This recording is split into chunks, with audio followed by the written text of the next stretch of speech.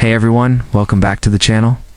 Have you ever thought about throwing away an old fan, a broken table, or a dusty old radio? Hold on. Today I'm going to show you how, with just a little creativity and a few basic tools, you can turn old junk into something useful and totally unique. Old doesn't mean useless, it just needs a second chance. Stick around till the end, because you won't want to miss these smart and easy fixes. Asterisk fixing and reusing old stuff isn't just smart, it's kind of heroic. You're saving money, saving the planet, and saving that poor little fan from dying in a landfill. I mean, why buy a new shelf when your old broken table leg just needs to screws and a little love? Or that plastic bottle? Boomflower pot?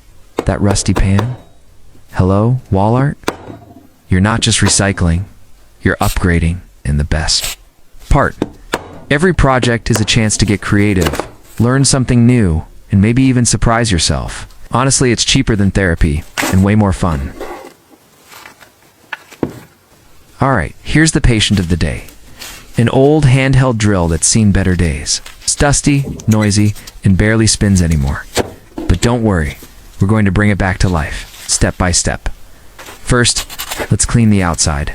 Grab a dry cloth or an old toothbrush and wipe off all the dust, especially around the vents and trigger. You'd be surprised how much dirt can block the airflow and reduce performance. Next, it's time to open the casing. Flip the drill over and use a lip screwdriver to remove all the screws holding the shell together.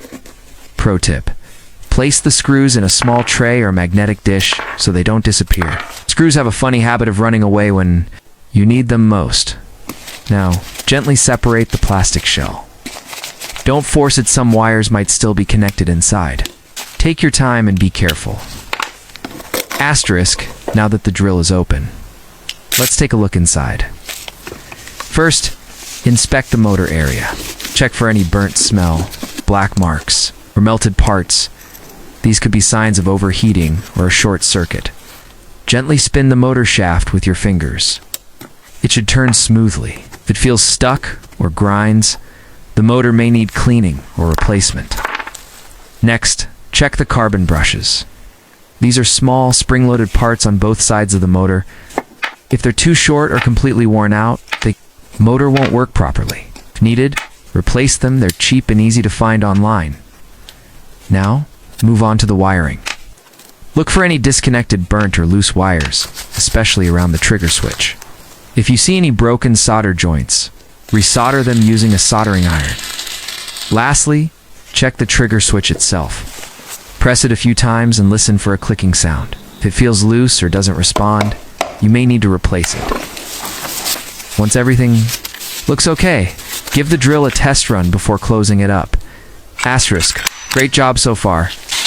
If your drill passed the test, that means the motor and wiring are working just fine.